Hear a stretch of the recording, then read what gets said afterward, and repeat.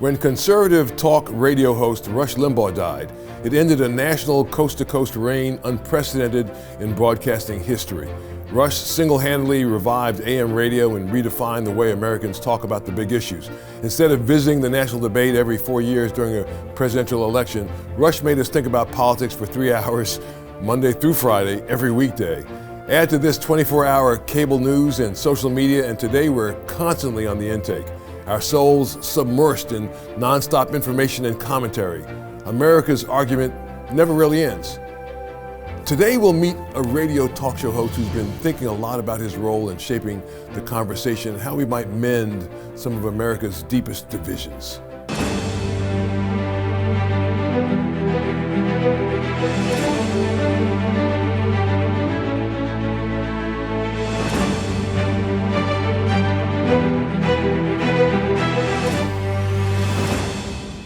Gary Sutton is not a provocateur, far from it.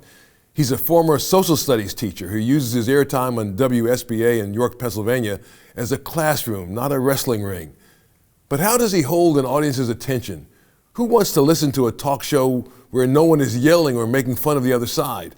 How do you get ratings for a program like that? What about the advertisers? The truth is that Gary's show is interesting. It's fast-paced, but you don't get whiplash. He allows you, the listener, to come to your own opinion, and he doesn't mock you if you don't share his.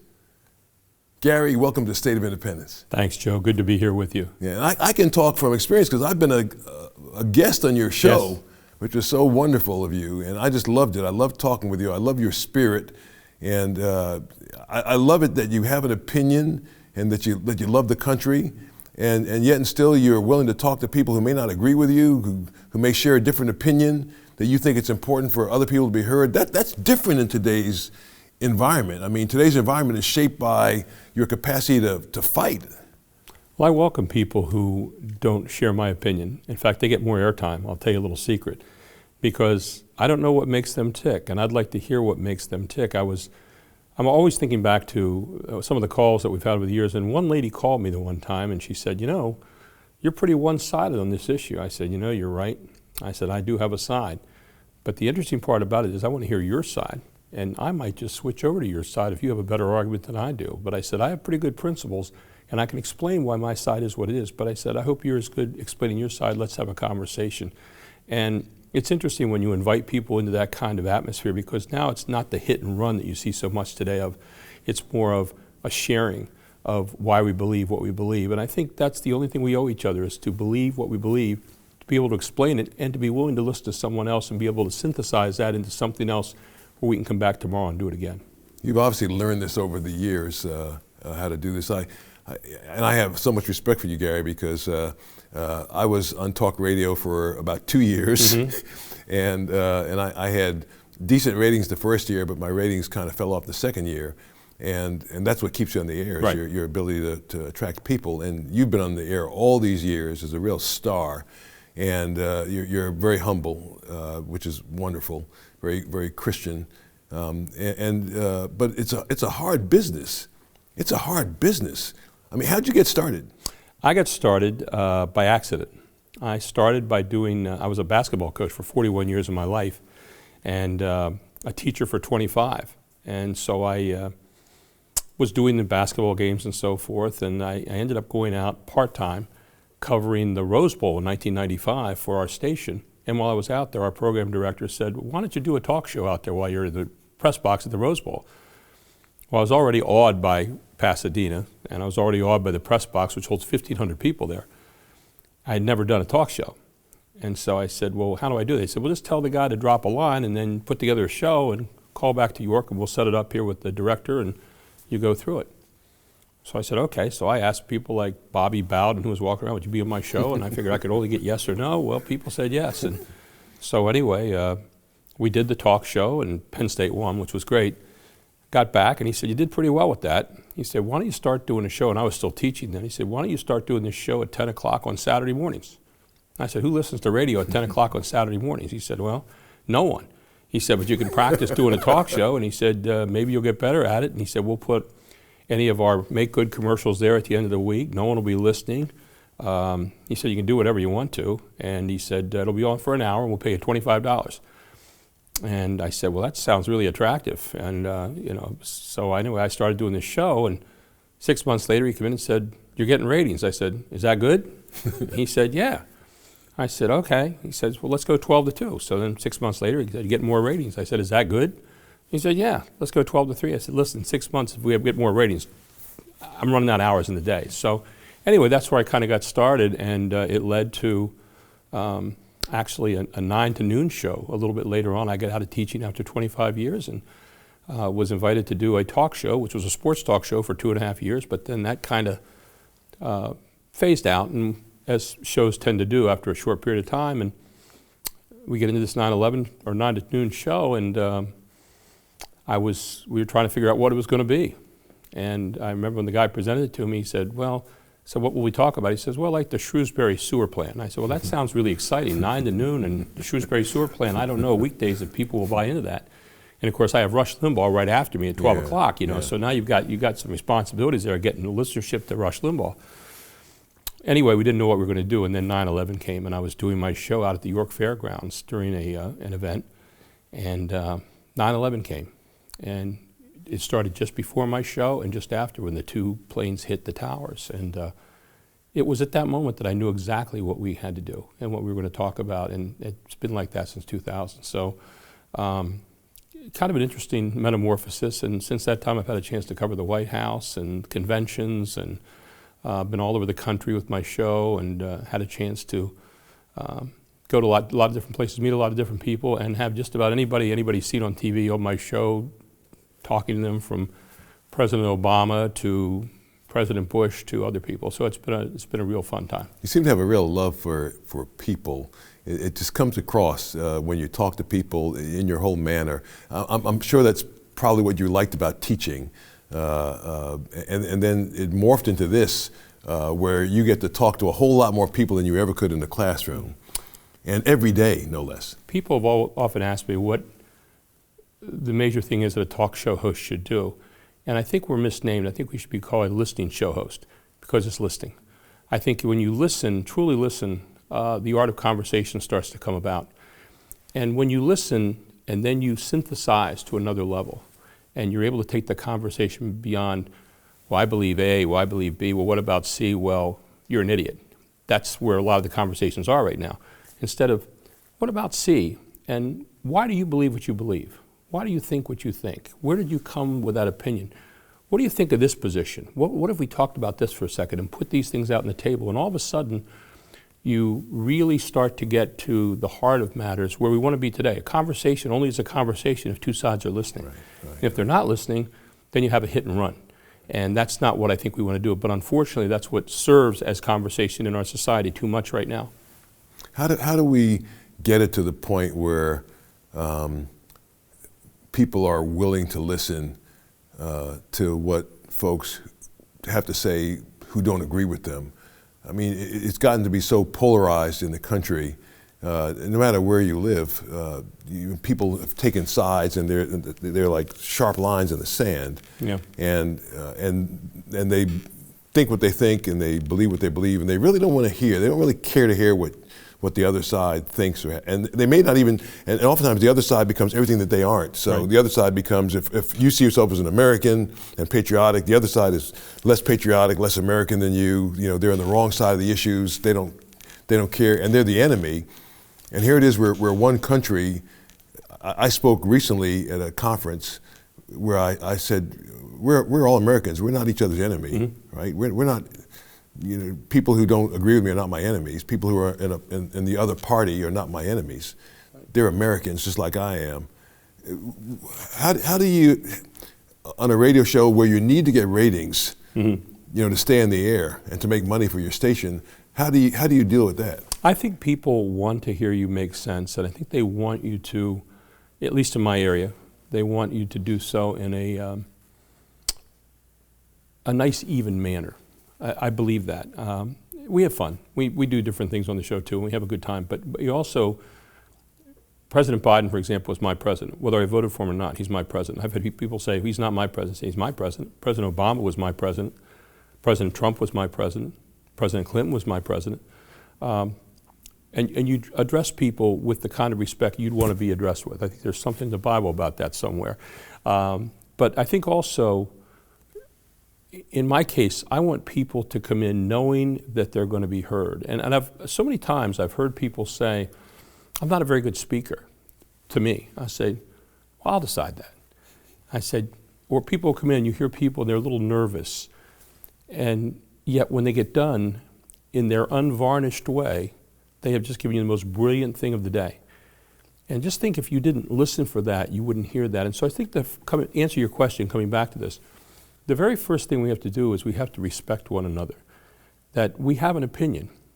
Forget the fact that we may agree or disagree, but we have an opinion. Remove all the visceral kind of stuff that you have in there and all the hate and the bad feelings and what's been said. Take that out of it and come to somebody with respect.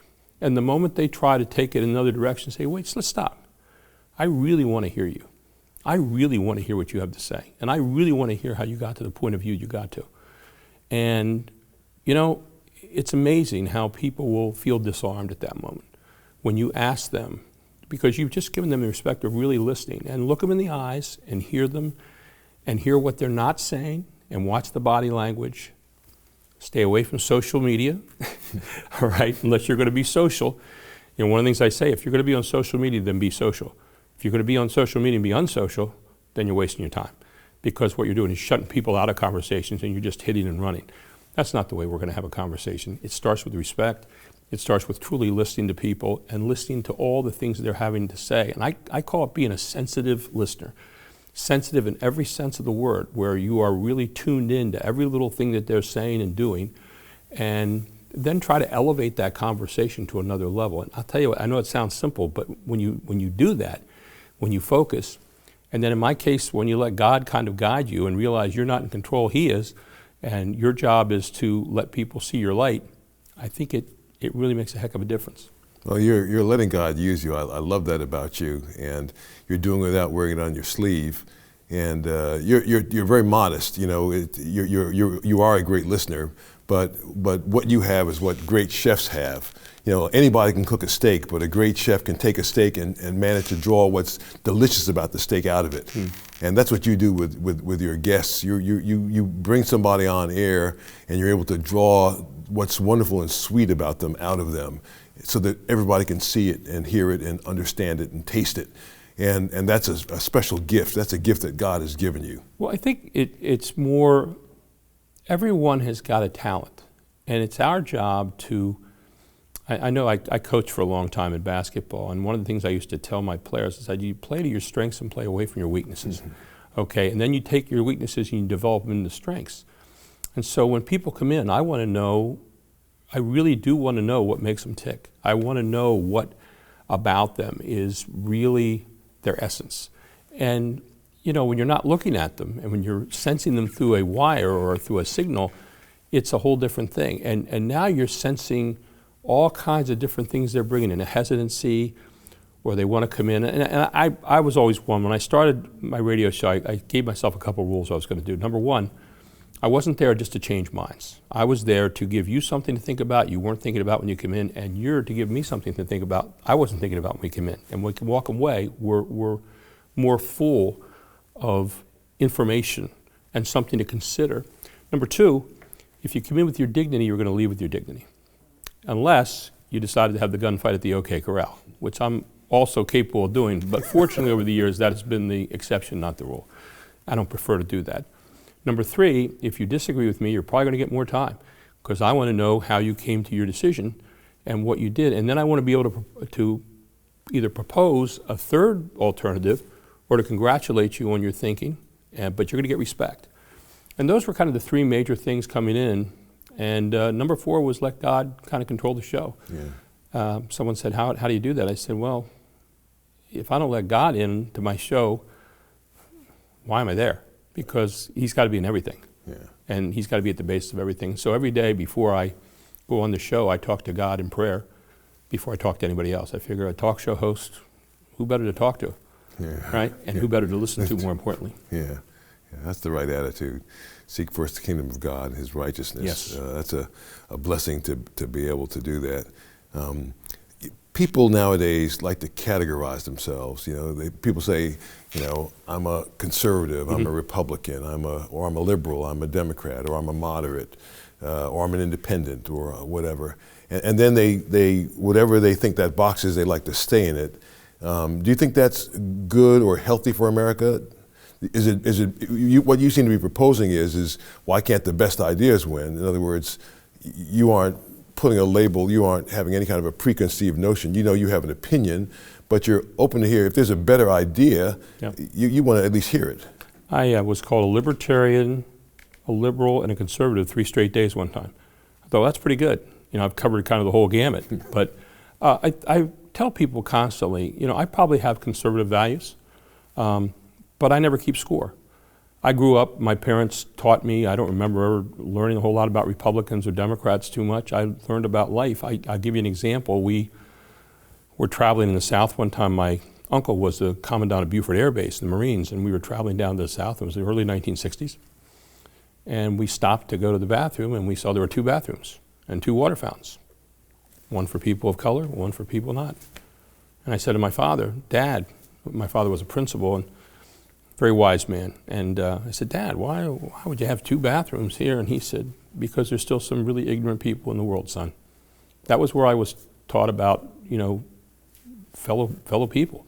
And that's all we ever knew, and all we should have ever known. And the idea that people kind of had it screwed up a little bit. Well, that wasn't a liberal or conservative thing. That was just a human thing. That was a common sense, godly thing. It was learning about your fellow man. And so from there, you learn a lot of different lessons, but they didn't come with tags. And so when people, I had a lady call in one time and said, you're not carrying the banner for the conservative very well here. I said, no one gave it to me. I said, there's only one person that's standing looking in the mirror at night, and that's me, and I don't see anybody standing there with a conservative or liberal flag. So I said, I don't keep score. And I said, if you don't like the score that I keep, I said, the one thing I will give you, you don't have to agree or disagree, but you will respect the fact that I have a reason for what I believe. And that's all I say to people, and I think people like the show because we do approach it from that point of view. I've had a lot of people write in over the years and say, we like the fact that you at least will explain it. Even if we don't agree with you, we'll come back and listen again tomorrow because you're figuring it out, or trying to figure it out. Whether we figure it out is a whole other thing, but trying to figure it out like everybody else is, and going through the same kinds of processes that I think a lot of people go through, and trying to say, well, what's right and what's wrong, instead of just lining up in this blind sidism and saying, well, I'm a conservative. And I said to somebody one time on a TV show, and they said, conservative or liberal? I said, I'll tell you what, walk outside here, knock at the first 10 doors. And they'll tell you they're conservative because they listen to Rush Limbaugh. They'll tell you they're a liberal because they like President Obama. I said, it's not a particularly good reason. I said, they won't tell you they're conservative or liberal for any particular reason that's really beyond just the headline. I said, now go out those same 10 doors, ask people how they're paying for their kids' education, where they're going on vacation this summer, how they're going to pay for food, how they're going to take care of the job they just lost, how they're going to buy a new car, how they're going to get a new washing machine. They can tell you all those things. I said, those are the kind of specifics you want to know. It has nothing to do with the side. And I said, so when you talk about the real things that affect people's lives, that's where you start to get into something that's of real value. Not, am I on the conservative team or the liberal team? Right. And I said, at the end, there's one team I want to be on, and that's God's team. Amen. Okay? And that's the only team that I have to really sign up for, and I'm pretty happy to be on that one wearing that jersey. Yeah, well, he's going to be our judge. We're going to have to answer to him, so you got the right idea. Yeah. The right idea. Well, when we come back, I'll ask Gary to offer some free advice for those who want his job or a job like his. We'll be right back. Learn more about Joe Watkins and the mission of this program at joewatkins.net. And tell Joe what you thought about today's program in the comment box. My guest is Gary Sutton, longtime radio talk show host and someone who's been trying to mend the fences of the conversation during the time he's been given on the airwaves. So we're just glad to have you with us. Great to be with you, Joe. Gary. Thank you. Yeah. I love what you're saying about, I was at the same conference that I talked about earlier. Yes. I was telling all the people at the conference, because we were talking about this whole issue of, what side are you on? Are you Republican? Are you Democrat? Are you conservative or liberal? Or Right. and I was saying, at the end of the day, what we all have to keep in mind is who we have to answer to. Yes. I said, if I had to answer to the voters, that'd be one thing, but I know that when I leave this life, when I stand before my Maker, I'm going to have to answer to God. Right. And God will be the judge of my life. And what'll matter to him is whether or not I loved him back with all of my heart, mind, soul, and strength, and whether I love my neighbor, the people around me, like I love myself. And that's a hard point to get across to people. You're doing that on your show. You're doing that in your show. The one thing I've noticed over the years is that oftentimes people in radio and TV, especially if they have a bias or a bent, don't have any love in their heart for people who don't see it the way they do. Right. They won't even invite you on their show if you can't agree with them. And if they do invite you on the show because they know you don't agree with them, it's to beat you up and have a big fight with you on air. And you don't do that, which is a blessing. How does somebody who wants to be Gary Sutton get into the industry? Well, I think first of all, you have to decide, what you want to do in it. When you get in there, as I said, mine was totally by accident. I was going to cover the Shrewsbury sewer plant, so we've come a little way since then. And you're teaching. You're a social studies teacher. I was a social studies teacher. Right. Yeah, so I was a teacher for 25 years, and I enjoyed it. And of course, being a coach, you're a teacher for a long time. I think, for people that want to get into what I do, I think you have to first of all decide: do you want to move the ball forward? I think it's important right now for people to move the conversation forward. We don't have conversation in our country enough. And we're seeing all the sniping, and frankly, I tune that out because it's just so predictable. I want the unpredictability of where the conversation is going to go, and I want the conversation to go toward truth. So I think the first thing is for people to start to think about, are we really trying to find the truth? Are we trying to find solutions? I'm a great lover of policy. I'm a great dislover of politics. Politics to me is win and lose. Policy is win and win for true people who want to get in policy. And to me, policy is driven by people of goodwill who don't have agendas. And if they do have an agenda, the agenda is one of truth. And I think we ought to be chasing down the truth as the second part here.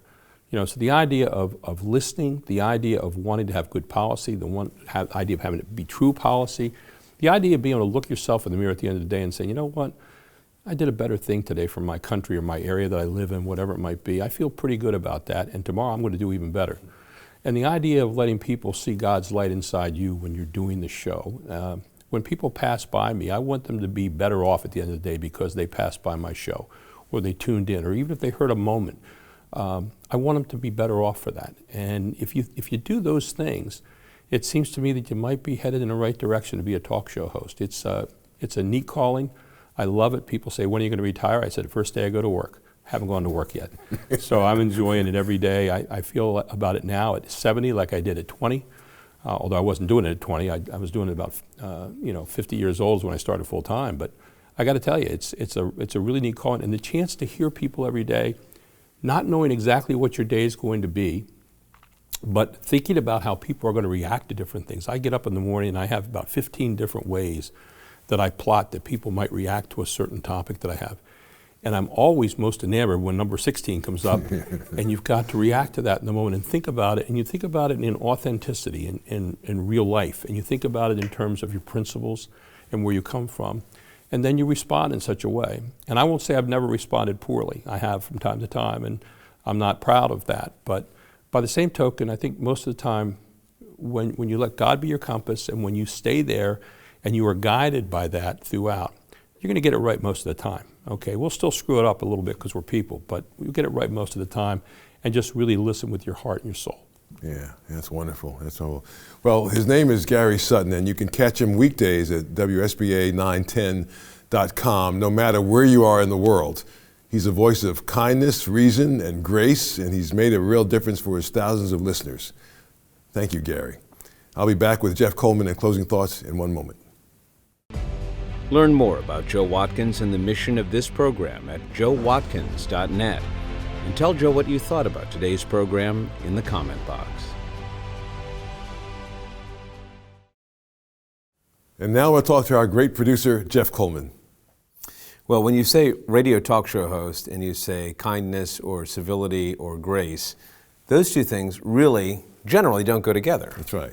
That's right. And Gary is defying that, and the question is always, well, who's going to watch? And I think he made the case for why people are ready not to have a conversation that only leads to an argument. I mean, think about the formula that you have for the 24-hour news networks and for talk radio, and that formula consists of how do I say the most provocative thing that for the next half hour, hour, or 3 hours holds your attention long enough to elicit a gut response, and such a response that you share it and say, see what I mean? You know, because that's what we think. We think that it's almost like, you know, when you hear that sermon about that thing, but it doesn't convict you, you say, well, I know someone who needs to hear this. I'll send it. I'll send it. And that's how we treat social media and talk radio. It's fodder to put the finger in somebody else's chest. Right. And say, no, this is about you. Yeah, right, exactly. But it's about me. Right. Right. And I love what he said about moving the conversation forward. And that's an ethical question. That is a morality question, that a person who has a position of trust on the public airways, newspaper editor, a Facebook user, a radio talk show, well, however big or small your audience is, you have to say the reason why I am approaching the program this way, or the reason why I put that idea out there was to what? To help somebody, to persuade somebody, to bring somebody along, to encourage them, to lift them up? Or was it to decimate somebody and destroy them and say, well, we're going to destroy the enemy today with this one? Right. I think too often that's what happens in the talk show world. Yeah, there's a very kind of a mean-spirited undertone to a lot of this, and that's missing from Gary Sutton, which I love. There's a much sweeter Christian spirit here that wants to know, that wants to engage his guest, and really learn, really understand his guest, why they are where they are. But it's not weakness. I mean, there's a kindness or a tenderness, but it isn't weak. Yeah, that's right. It is allowing people to formulate their own opinions. It's respect. It is looking at your audience and saying, you're valuable, and what you have to say is something I can learn from. We don't learn a lot from each other when we just broadcast. Right. So I learned a lot from this show today. So did I. Yeah. So did I. Well, maybe you don't host a daily radio talk show or a weekly TV program like this, but whether you speak to thousands at a time or to a handful of people at the grocery store or at school or work, the mission of our words is still the same: to love the Lord your God with all your heart, soul, mind, and strength, and to love your neighbor as yourself. That's what Gary tries to do in his program, Monday through Friday, and he does it well. I'd love to have your feedback on today's show. Send me a comment in the message box at joewatkins.org. I read every one of them and find them so very encouraging. From America's first capital, Philadelphia, I'm Joe Watkins. Thanks so much for watching. I'll see you next week. I love what Gary said. I love his spirit, and I think his show is awesome. And I hope it catches with other radio talk show hosts. Joe Watkins' State of Independence is a production of Lighthouse TV, positively different. Made possible in part because of the support of viewers like you.